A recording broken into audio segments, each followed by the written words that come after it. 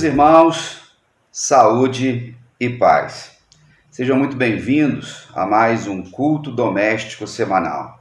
Toda quarta-feira, desde a pandemia, o início da pandemia, nos reunimos em casa, no trabalho, com amigos, irmãos, na sala, no quarto, na cozinha, fazendo alguma coisa, mas juntos, conectados pelo Espírito Santo, acima de qualquer coisa, e pela tecnologia.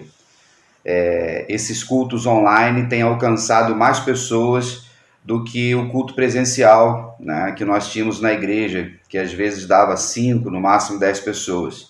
Mas independente do número de pessoas, o que importa é que o evangelho caminhe e chegue ao coração das pessoas. E a vantagem é que esse culto gravado, se você quiser enviar para alguém, você também pode fazê-lo como uma forma, como uma ferramenta evangelística. Bem, estou gravando aqui, ainda é terça-feira, 11 e pouca da manhã, e se você está me vendo agora é porque você viveu o dia de hoje, esta quarta-feira, dia 17 de agosto. Já agradeceu ao Senhor pelo dia de hoje? Já deu aquela paradinha para dar uma respirada funda assim? Ou ainda está na correria, ainda está no estresse? Não sei. Eu só sei que nesse tempo que estaremos juntos, você possa prestar o seu culto a Deus em espírito e em verdade. Essas palavras aqui não têm poder nenhum, ela é informativa. O poder está no Espírito Santo que habita em você, na palavra que você conhece. Esse mundo virtual ele é informativo, esse mundo virtual faz com que a gente participe da vida das pessoas. Mas é necessário sempre que você, querido ouvinte, querido irmão, irmã, amigos, possam sempre tomar decisões importantes diante daquilo que Deus quer que eu e você vivamos. Então, que esse momento seja um momento precioso para você e a gente sempre traz uma palavra de encorajamento, de fé, de esperança, buscando o ensino da palavra do Senhor. E nesse momento nós vamos ler a palavra do Senhor, que se encontra no livro de Filipenses, no capítulo 2, e nós vamos ler de 2 a 11, ok? Participe da leitura que vai aparecer aí na sua tela. Se há, pois, alguma exortação em Cristo, alguma consolação de amor, alguma comunhão do Espírito, se há entranhados afetos e misericórdia, completai a minha alegria, de modo que penseis a mesma coisa, tenhais o mesmo amor, sejais unidos de alma, tendo o mesmo sentimento. Nada façais por partidarismo ou vanglória, mas por humildade, considerando cada um e uns aos outros superiores a si mesmos. Não tenha cada um em vista o que é propriamente seu, senão também cada qual o que é dos outros. Tende em vós o mesmo sentimento que houve também em Cristo Jesus, pois ele, subsistindo em forma de Deus, não julgou como usurpação ser igual a Deus. Antes, a si mesmo se esvaziou, assumindo a forma de servo, tornando-se em semelhança de homens, e reconhecido em figura humana, a si mesmo se humilhou, tornando-se obediente até a morte e morte de cruz. Pelo que também Deus o exaltou sobremaneira, e lhe deu o nome que é acima de todo nome, para que ao nome de Jesus se dobre todo o joelho, nos céus, na terra e debaixo da terra, e toda língua confesse que Jesus Cristo é o Senhor, para a glória de Deus Pai. Amém e amém. E aí, relembrou esse texto? Quando o apóstolo Paulo escreve à igreja de Filipos, uma igreja que ele foi plantando. Essa carta foi escrita lá pelo ano 60, 62 depois de Cristo. E essa carta é chamada por muitos como a Carta da Alegria, em que o apóstolo Paulo transmite isso à sua igreja, aos discípulos de Jesus e aos seus discípulos também, que estavam ali. Essa cidade leva esse nome de Filipos por causa do pai, né, de Alexandre o Grande. O pai dele morre e Alexandre o Grande assume né, como imperador, como rei, em 300 a.C., e ali coloca em homenagem ao seu pai Filipos da Macedônia, ou Filipe da Macedônia. E esse livro de Filipenses, se você quiser, você pode continuar lendo ele durante a semana. Ele tem temas que falam sobre a alegria, sobre a trindade, né, o Deus trino, sobre a humildade cristã, a justificação pela graça por meio da fé e sobre vida cristã, sobre testemunho. Então é necessário que eu e você, como bons discípulos de Jesus, tenhamos uma vida de oração e de leitura também da palavra de Deus. Amém? A gente vai refletir sobre esse texto daqui a pouquinho, mas nesse momento eu convido você a adorar ao Senhor. Nós vamos cantar 2 louvores. O primeiro fala sermos iguais a Jesus, sermos imitadores de Cristo. E esse chamado nessa letra, presta muita atenção, sempre nos provoca uma reflexão. E você, quer ser igual a Jesus? Eu creio que sim. Você tem sido igual a Jesus? Eu creio que sim. É um esforço diário para nós. Mas tudo que eu e você conseguimos fazer, em nome de Cristo, só o fazemos por causa do Espírito Santo que habita em nós. Não é algo, irmãos, que vem da carne, do nosso ego, mas é algo que vem do céu, do Espírito que habita em nós. E é o que a gente está estudando, terminando agora na escola bíblica dominical, ok? E o outro é quebrantado. Você está precisando passar por um período de quebrantamento, quando às vezes ficamos um pouco distraídos, preocupados com muitas outras coisas. Ele fala nessa letra que foi o Senhor que nos atraiu, nós estávamos condenados pelo pecado, fomos reconciliados em Jesus, e ele fala desse impressionante amor. Você já viu o quanto é impressionante o amor de Jesus por nós? O quanto ele é grande? É só você olhar para o seu pecado. Se você não fez isso hoje, quando você for tomar banho, quando você for ao banheiro escovar os dentes, ou trocar de roupa no seu quarto, se olha no espelho. E você vai ver o quanto você é importante para Jesus. O quanto ele entregou para que você pudesse viver com ele. Amém? Adora o Senhor.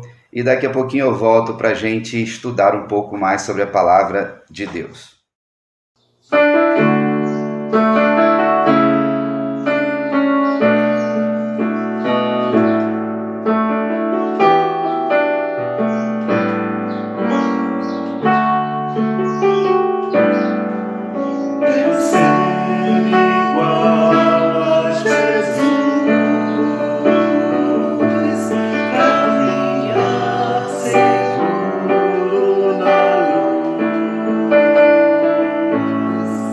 Conhecer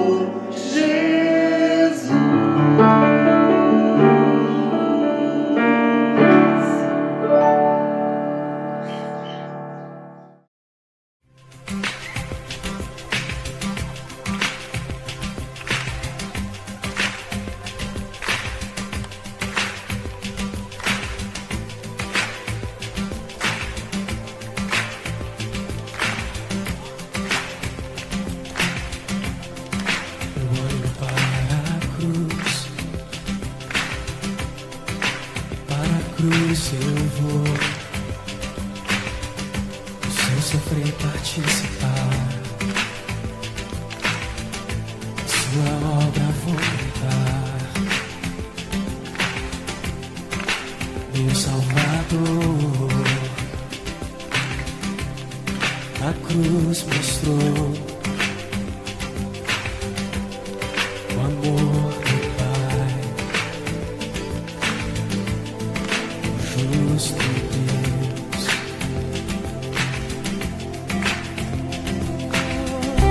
Pela cruz me chamou, gentilmente me atraiu e eu, sem palavras, me aproximo, quebrantado o seu amor.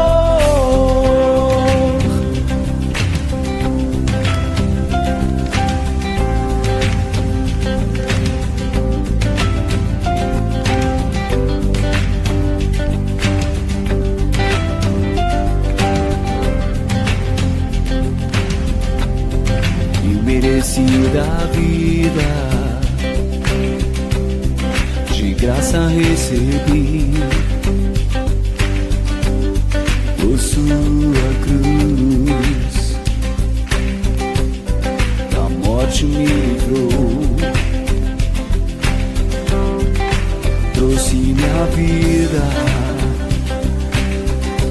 Eu estava condenado, mas agora pela cruz, aleluia, eu fui reconciliado.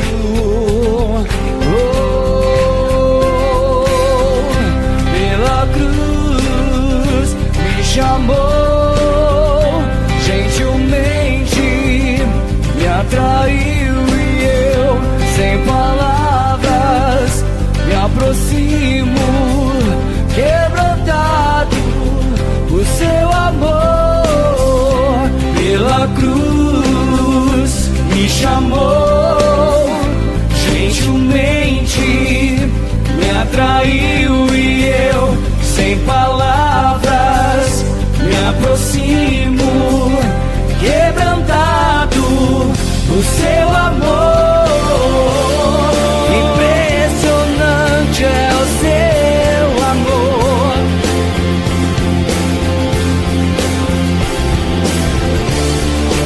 Me redimiu e me mostrou o quanto é fiel. Impressionante é o seu amor.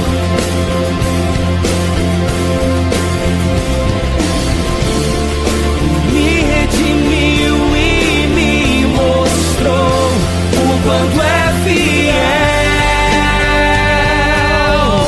Pela cruz me chamou, gentilmente me atraiu e eu, sem palavras, me aproximo, quebrantado o seu amor.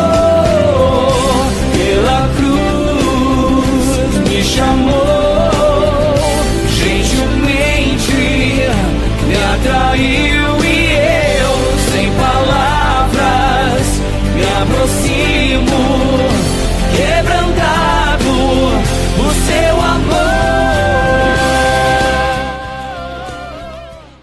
E aí, adorou o Senhor? Que bom! Louvado seja Deus por isso. Como eu falei no início, essa carta do apóstolo Paulo era uma carta de orientação às suas ovelhas, aos discípulos de Jesus. Como hoje a gente não usa cartas, a gente usa vídeos. Então, se o apóstolo Paulo vivesse no dia de hoje, ele usaria essa ferramenta extraordinária para ensinar as pessoas. Ele já começa a escrever esse texto com 4 vezes ele fala, né, a expressão se, o prefixo, a conjunção se. Ou seja, se você é de Jesus, por que ele faz isso? Por causa daqueles que não eram. Então ele vai usar algumas palavras importantes, e eu tenho esse costume, vocês sabem, de usar palavras-chave para a gente trazer a reflexão.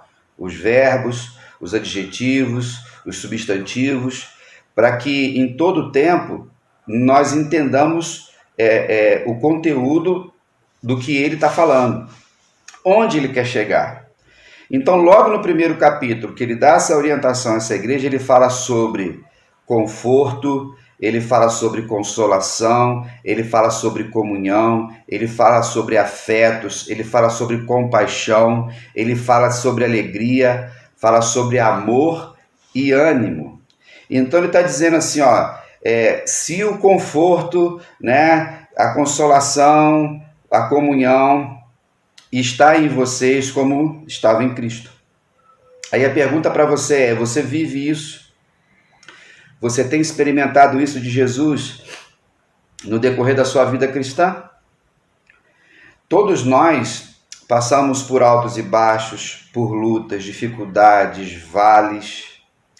Temos que subir montanhas, descer montanhas. Tem hora que a gente está lá no topo, tem hora que a gente está na base, tem hora que a gente está vivendo alegria de forma maravilhosa. Tem dia que é choro. Mas a gente, por nascer de novo em Jesus e o Espírito Santo habitar em nós vivemos isso. Que essa reflexão possa confortar você hoje. Que você possa estar experimentando o consolo do Senhor. Que você possa também ser instrumento de conforto, de consolo. Ele vai falar de afetos entranháveis, né? Depois lá na frente ele fala sobre misericórdia, né? As entranhas, misericórdia, a gente sabe disso, colocar a miséria do outro no seu coração.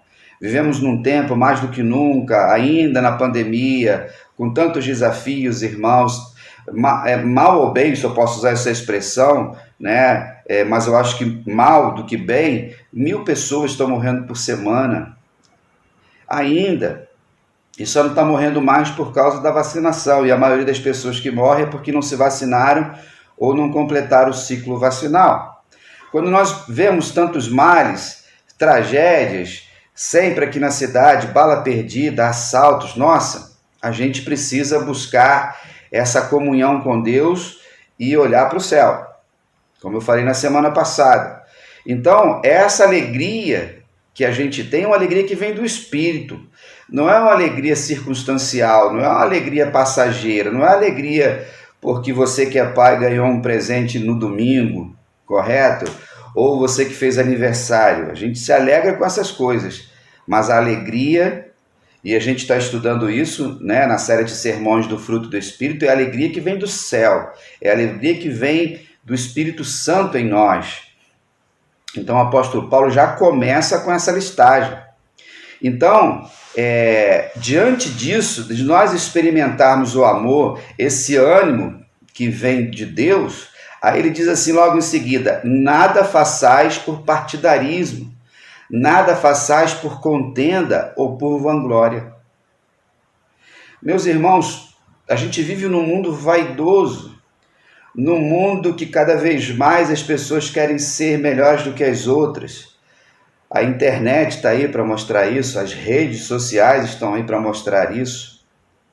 Então, tudo que eu e você precisamos entender é que em tudo que venhamos a fazer, que não seja para partir, para dividir a vida das pessoas, para dividir a sua família, para dividir o seu casamento, para dividir os seus filhos. Não é por vanglória, porque você quer ser o top. Cada um de nós tem um jeito, cada um de nós tem um dom, cada um de nós tem um talento, cada um de nós tem uma vocação, cada um de nós é singular. O grande problema é que por causa do pecado, muitas pessoas querem estar acima das outras, e nós não precisamos disso. Infelizmente, dentro das nossas comunidades de fé, pessoas que estão sempre agindo por vanglória, porque quer aparecer mais do que o outro, pessoas que estão semeando contendas, pessoas que ficam com facções, mas não é em nome do Evangelho, é em nome dos seus interesses pessoais. Estamos aí às portas de mais uma eleição, majoritária, o mesmo discurso de vanglória, eu vou resolver o problema, eu estou pela democracia, o outro é fascista, o outro é comunista, vote em mim, porque o meu plano de governo, e nós estamos aí, desde que eu me entendo de política, ou me envolvo na política da adolescência até o dia de hoje, a gente só luta o que seria de nós se não fosse o Deus nos sustentando. Não é verdade? Entra político, sai político, de direita, de esquerda, todo mundo com o nariz em pé e muito dinheiro. Cabide de emprego, bota a família toda, bota amigo, bota parente, bota o partido todo, troca de partido, faz outro partido. Por quê? Porque a motivação não é espiritual, é totalmente carnal e mundana. Não se envolva nessas coisas e nem coloque o nome de Cristo nisso. Nem a igreja, ó, ela tem uma missão já estabelecida. Então, se você é esse tipo de gente, porque em algum momento você se sente menosprezado e quer se sentir importante e você vai agir de forma equivocada, não é o Espírito Santo que está com você. Por quê? Porque Deus é quem nos coloca nos lugares, é Deus quem nos dá o dom. Mas tem pessoas que têm inveja do dom do outro e não observam o dom que tem em si. As pessoas querem uma visibilidade da qual não é para ter. Por quê? Porque Deus age de forma integrada na sua igreja. Tem pessoas que são líderes, tem outros que trabalham no oculto, nos bastidores. Então o apóstolo Paulo, orientando essa nova igreja, olha, faz de forma adequada. Aí ele diz, faça por humildade. É reconhecer o que você tem, é reconhecer o que você é. Aí ele diz assim, considera os outros superiores a você. Então, quando nós nos relacionamos com as pessoas, nós precisamos entender que cada um de nós tem uma característica. E quando você olha para a pessoa, dentro do aspecto do seu trabalho, dentro da sua família, nos seus vizinhos, na nossa comunidade, esse superior a você, o que o apóstolo está querendo dizer é que ele tem valor para você. Trate as pessoas de forma valorosa, de forma digna. Olhando de igual para igual. Né? Não é nem olhando para cima, nem olhando para baixo, mas de igual. Tem pessoas que são superiores a nós? Tem, irmãos. Superiores no conhecimento, superiores no poder aquisitivo, superiores na autoridade de um trabalho. Se eu vou no meu médico para me consultar, ele é superior a mim no conhecimento da medicina. Se eu vou no meu mecânico, mesmo que ele seja um homem simples, mas o conhecimento dele de mecânica eu não tenho. E assim a gente vai manter o nosso relacionamento na igreja também. Mas quantas pessoas se acham melhores do que os outros? Porque estão mais tempos na igreja. Como eu já ouvi frase nas igrejas pelo qual passei, inclusive em Cascadura. Estou aqui há muito tempo, a antiguidade é posto. Chegou agora, quer sentar na janela. São discursos completamente fora do padrão da palavra de Deus. Então a gente precisa entender que na superioridade do próximo a gente se relaciona bem. Então o apóstolo Paulo está orientando. Ele segue em frente, ele diz assim, não haja nesse relacionamento achando que tudo é propriamente seu. Ou aquilo que é seu é melhor do que o do outro. Mas também você valorize o dos outros. Então, nesse relacionamento pautado pelo conforto, pela alegria, pelo amor, pela compaixão, valorize a vocação do outro, valorize o dom do outro. Então eu tenho aquilo que é meu, ele é tão importante daquilo que é seu e vice-versa. A questão não é o preço, a questão é o valor. Então, quando você valoriza, você também é valorizado. Agora, tem pessoas que sempre acham que as suas coisas são melhores. Isso é fato. Você vai vender um carro, você vai fazer um negócio, vai vender uma casa, sei lá, você fez uma viagem para um lugar e o outro fez também, aí fica aquela disputa qual é o lugar mais bonito. São as nossas carências, né? Mas a gente tem que tomar cuidado com isso, porque quando é uma coisa às vezes carnal, natural, do dia a dia, até passa. O problema é na parte espiritual. Quando a gente acha que o dom de um é mais importante que o dom de outro. Essa é a dificuldade em nossas igrejas, que é a competição. Então, nós sempre cooperamos com os nossos irmãos. Não competimos. Eu bato nessa tecla há anos, todos os anos da minha vida, ministério. Competições entre pastores, igrejas, projetos, missionários, corais, cantores, instrumentistas, professores. A gente só agrega valor ao outro e vice-versa. Mas se você começa a agir de forma diferente, precisa ser quebrantado no dia de hoje, como foi cantado aí. Então, é a valorização. Aí ele vai falar de quem? De Jesus, que é o nosso exemplo de vida. E ele vai falar que mesmo estando em forma de Deus. Todos nós sabemos, irmãos, que Jesus era Deus.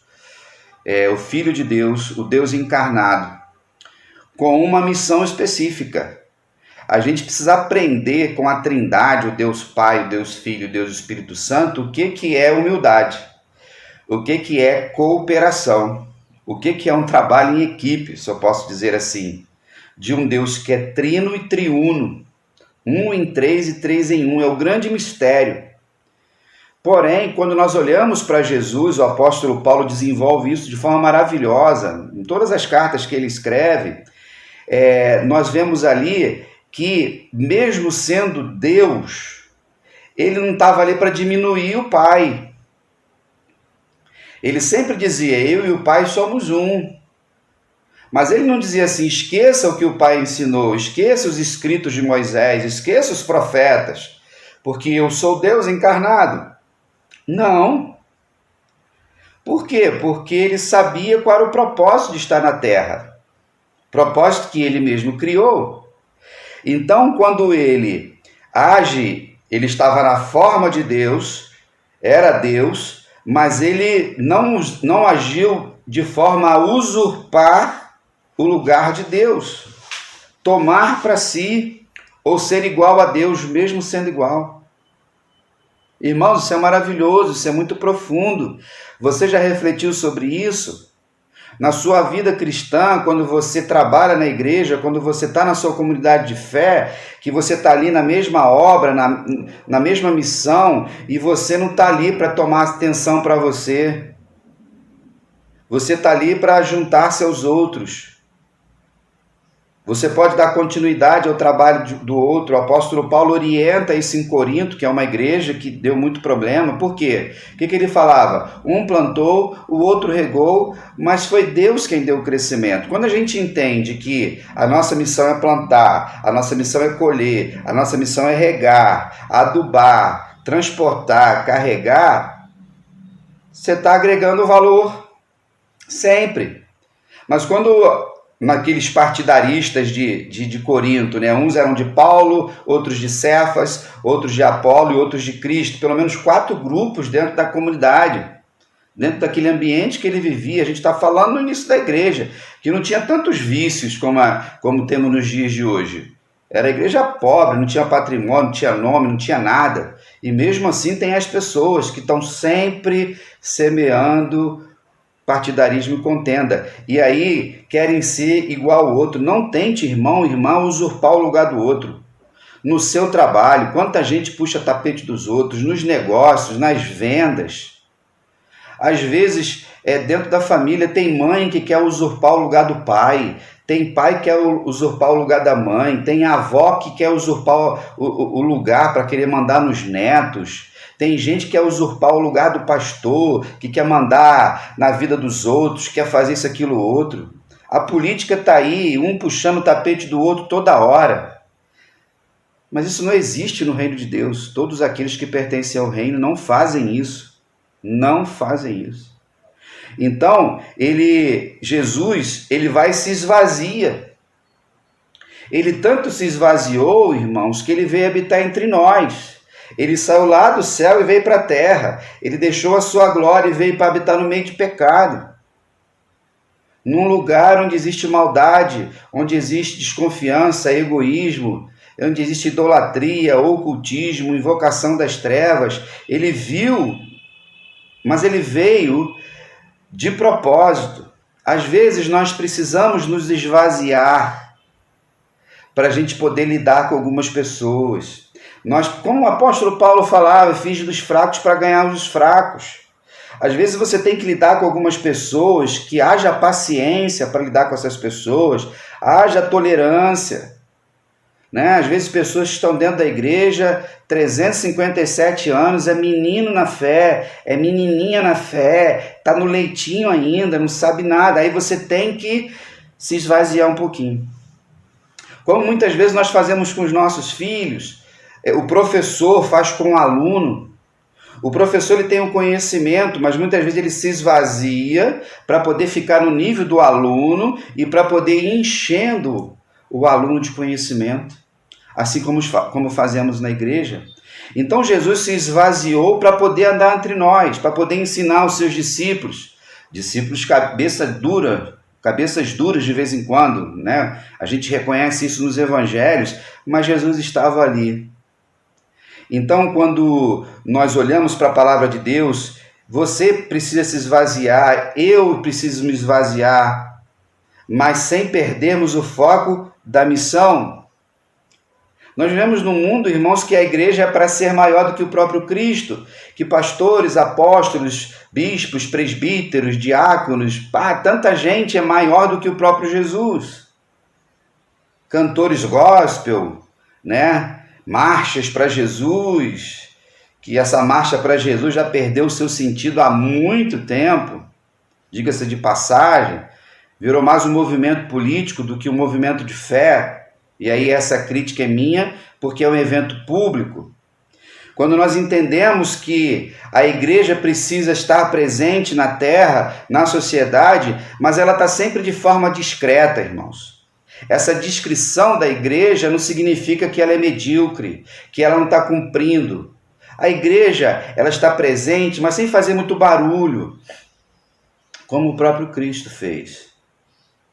O problema é que hoje a vaidade dos pregadores, a vaidade das igrejas, principalmente muitas igrejas, programas e tudo mais, elas querem fazer uma coisa que às vezes Jesus não está fazendo. Manipulam textos da palavra de Deus, é heresia para lá, é profetada para cá. O que não falta agora nas redes sociais são os profetas de fundo de quintal aí, falando um monte de besteira. Por causa do, sou profeta de Deus.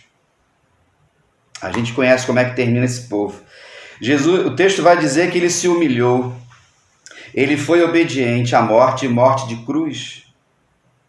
Jesus podia ter agido de forma diferente, irmãos. Jesus, ele poderia ter se apresentado de outra forma e resolvido tudo. Poderia ter destruído Pilatos, poderia no estalar de dedos derrubado todo o Império Romano, na hora que ele quisesse.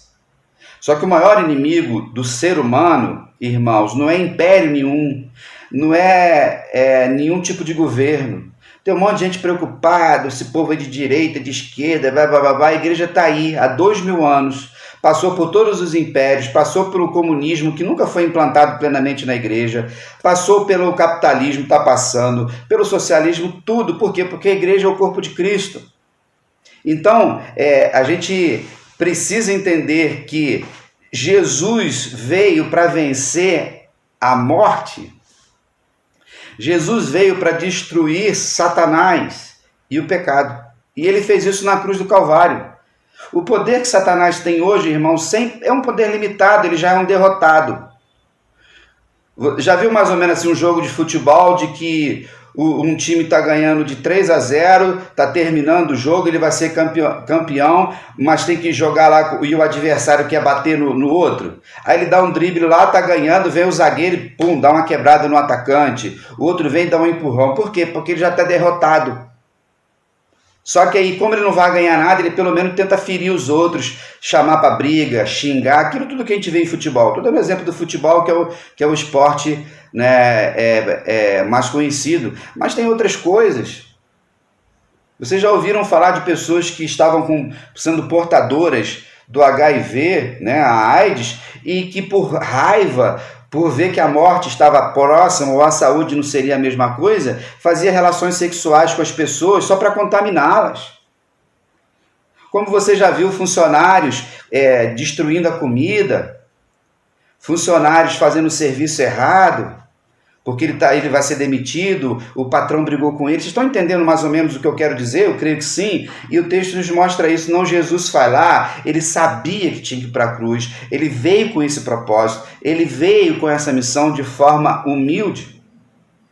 E aí o que ele faz, ninguém podia fazer. Quando nós passamos, irmãos, por determinados momentos e lutas, é porque Deus tem um propósito para mim e para você, que só eu posso fazer, só você pode fazer. Entenda isso. Talvez você esteja sendo peneirado, mas só é peneirado quando está na época certa de tirar a palha do trigo, para o trigo poder cumprir a sua missão. Tome isso no seu coração. Então o apóstolo Paulo vai e escreve isso e orienta. E ele vai e nos mostra o quê? Que houve o tempo da exaltação. Ele fala assim, soberanamente. Nosso Deus é soberano, não tem nada que aconteça na sua vida sem que Deus permita. Eu e você podemos provocar algumas lutas, mas outras vêm sem que você busque. Mas Deus está te ensinando, Deus está te esvaziando, Deus está te confortando, Deus está te ensinando a compaixão. A gente aprende sempre na igreja como servos do Senhor Jesus. Então, soberanamente, nome sobre todo nome. Então, o nome de Jesus está sobre todo nome. E ele diz, todo joelho se dobrará reconhecendo verdadeiramente quem é Jesus, aqueles que vão para o céu e aqueles que vão para o inferno. E os que vão para o inferno, para a perdição, vão reconhecer realmente ele era o Filho de Deus, a gente não acreditou. E aqueles que vão, aleluia, Jesus é o nosso Senhor e vem nos buscar. Então, o convite de Deus hoje para você é para que você mantenha-se firme no propósito de que Deus te colocou. E aí ele fala aqui sobre céus, terra e inferno. O nome dele tem poder no céu, aqui na terra e debaixo da terra, no Hades, que é o lugar dos mortos. Isso, irmãos, é algo maravilhoso. Toda a língua confessa o quê? Que Jesus Cristo é o Senhor. Só tem um dono, só tem um rei, só tem um trono. Ninguém tira Jesus, não existe democracia no reino de Deus. Tem muita gente que quer tirar Jesus do trono, tem muita gente que acha que tem mais poder que Jesus, é o Papa de um lado, os falsos apóstolos de outro. Quando você olha para os textos bíblicos, irmãos, que coisa maravilhosa, quando você ouviu um profeta de Deus falar, um discípulo de Jesus lá no primeiro século, os próprios apóstolos, o apóstolo Paulo, que foi o maior de todos, na perspectiva da missão dele, isso é coisa de Deus. E ele diz assim, finalizando o versículo 11, Jesus Cristo é o Senhor para quê? Para a glória de Deus Pai. Propósito. Tudo que eu e você fazemos, precisamos fazer para a glória de Deus Pai. Se você está fazendo algo em nome de Jesus, mas não é para a glória dele, não tem valor espiritual nenhum. Por isso que tem um montão de gente dentro das igrejas que não frutificam nada. São pessoas vazias, são pessoas ocas, são pessoas que não têm fruto. Por quê? Porque se acham na igreja. Que o bom pastor, que é o único sumo pastor, que é o único dono do rebanho, é o cabeça da igreja, o único dono da igreja, fortaleça a sua alma, que ele anime o seu coração, que ele abra a sua mente, que ele renove as suas forças, para que você continue firme na missão que só você pode fazer. Amém? Louvado seja o nome do nosso Deus. Terminando então, a gente vai trazer à memória o evento evangelístico missionário dessa semana. O que é? Lembrou aí? Deixa eu ver. Não deu para ouvir sua voz, mas eu acredito que você lembrou que no próximo sábado, dia 20, a partir das 15 horas, teremos a nossa terceira festa missionária da roça. 2 anos sem. E agora vamos, se Deus assim permitir. Então você precisa participar desde o início, em oração, fazendo doações. Se você não fez doação ainda, nós vamos publicar amanhã no Notícias da PIB, vai ter uma lista lá na igreja com o Cauã do que você pode doar. Se você quiser doar em dinheiro, faz o Pix aí agora e avisa pra gente que é para festa missionária, ok? Você pode doar vários utensílios, vários ingredientes. E lógico, você no sábado vai estar lá, vai levar visitantes e vai comprar aquilo que você doou. Não é assim que funciona na igreja? Estamos com uma meta de alcançar aí uns 5 mil reais de oferta. Esse parte do dinheiro vai abençoar os ministérios e também a campanha de Missões Rio. Tá bom, querido? Guarda na sua agenda e estaremos lá. Vai ter touro mecânico, vai ter brinquedo para as crianças, pode levar sobrinho, vizinho, netos, muita comida, louvor, adoração, comunhão, alegria. Tá bom, queridos? Deus fortaleça o coração de vocês a cada dia e juntos a gente vai fazendo a vontade do Senhor. Na quinta-feira, a partir das 2 horas, eu vou estar lá na igreja com uma equipe para a gente começar a montar as barracas e sexta-feira também. Se você tiver uma brechazinha aí, quiser se juntar a nós, a gente precisa aí de uns braços de homens fortes para fazer a parte pesada. Para que no sábado a gente só se preocupe com as coisas de comida. Tá bom? É muito bom retomar as atividades da nossa igreja. Um grande abraço, fique na paz e até lá!